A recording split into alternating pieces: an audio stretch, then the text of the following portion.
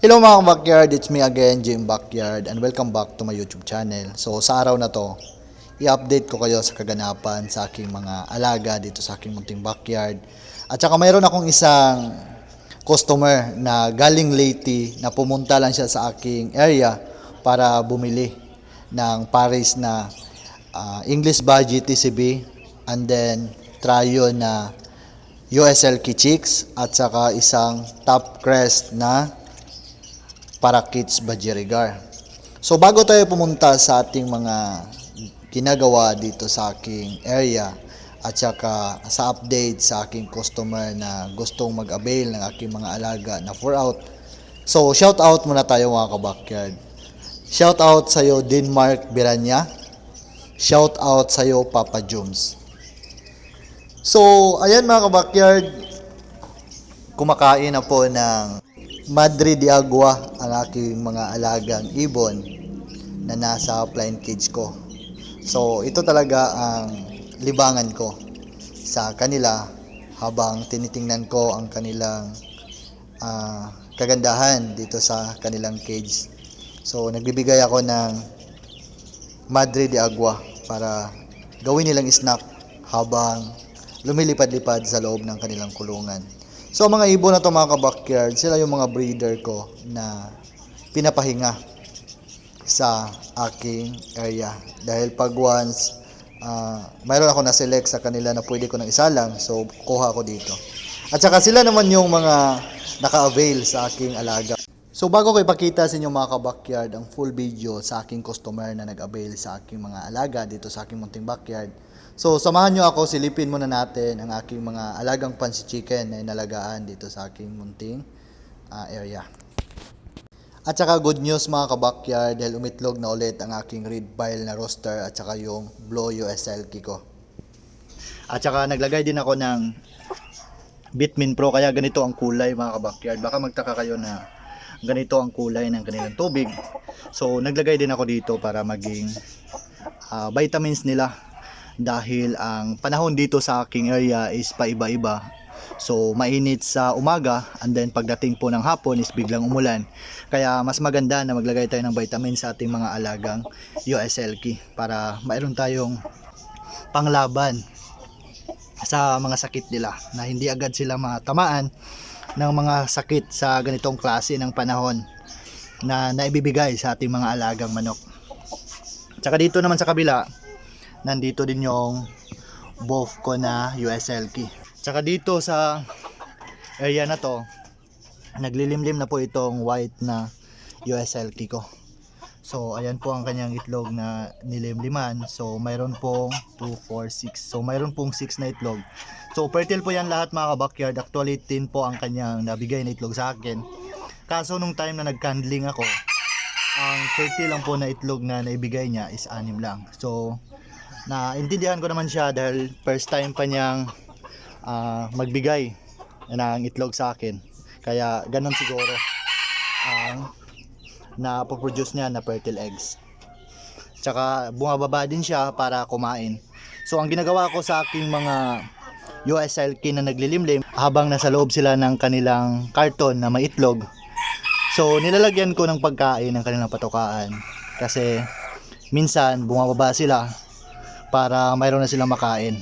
Dahil hindi naman ako oras-oras na nasa bahay, mayroon din akong trabaho mga ka-backyard. Kaya para hindi magutom ang ating mga alagang manok na naglilimlim, mas mabuti na lagyan natin ng konting pagkain ng kanilang patukaan.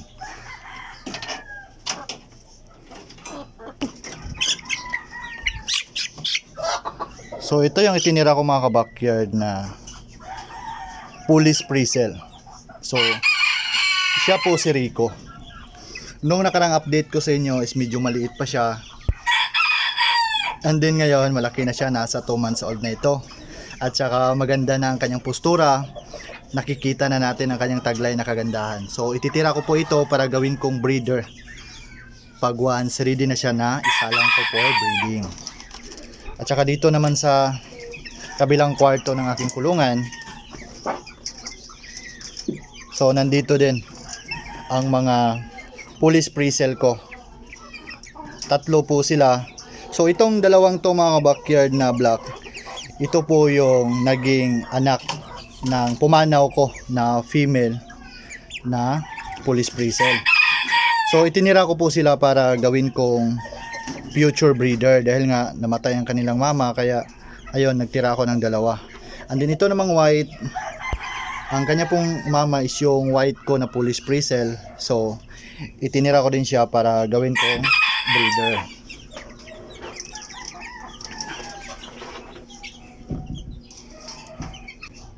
So ito yung sinasabi ko sa inyo mga ka-backyard na unang na hatch ng aking buff na USLK. So 6 po sila.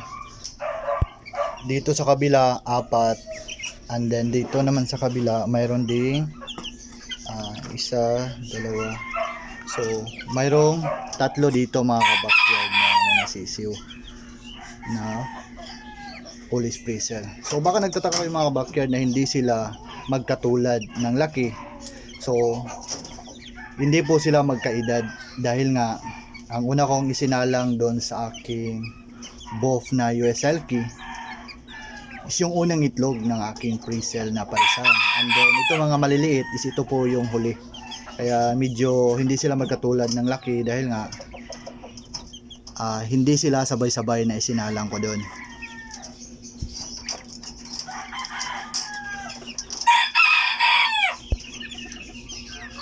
So ayan po sila mga ka-backyard.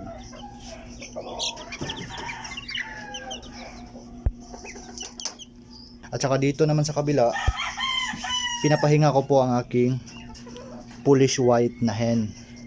So dahil nagmo-molting po ang kanyang crest, kaya pinapahinga ko muna siya.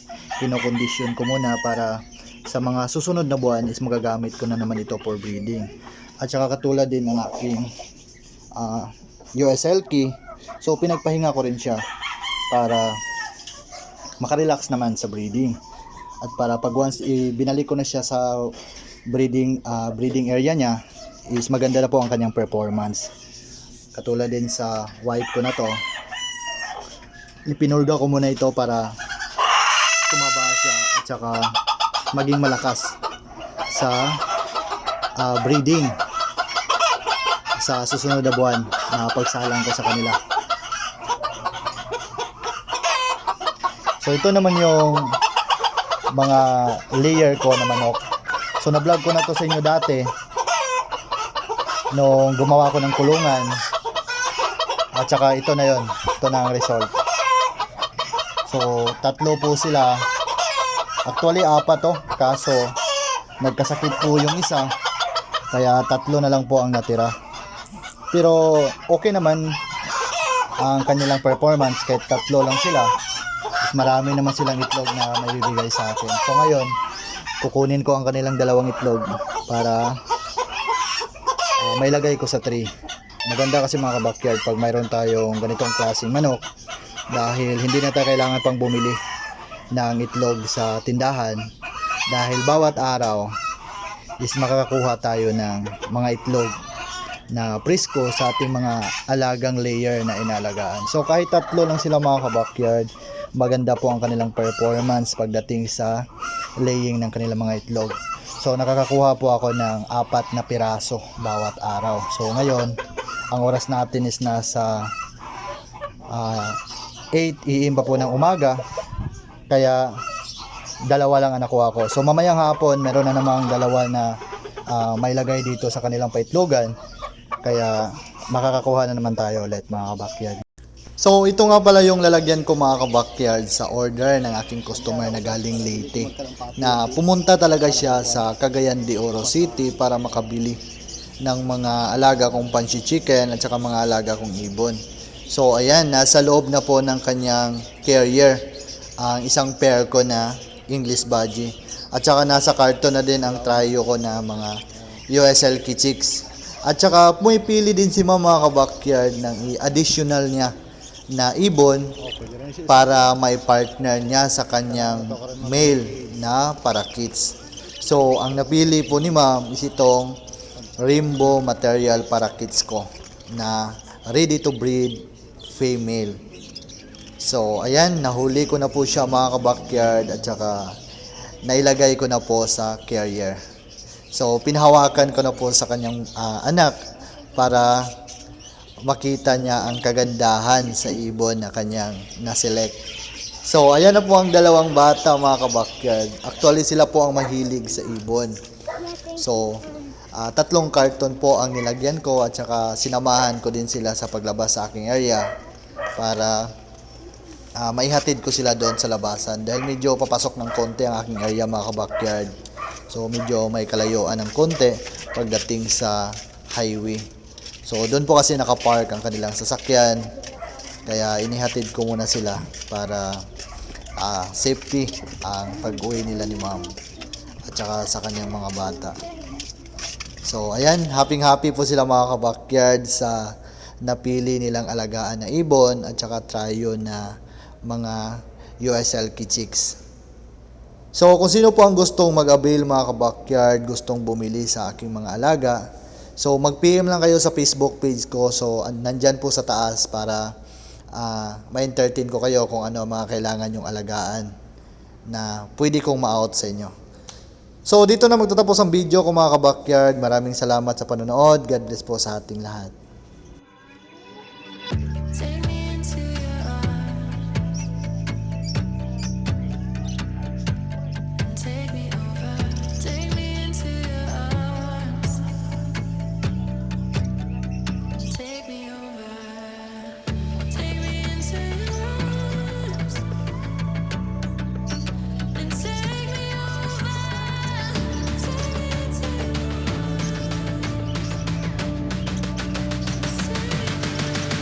I just hope that someday someone would love me.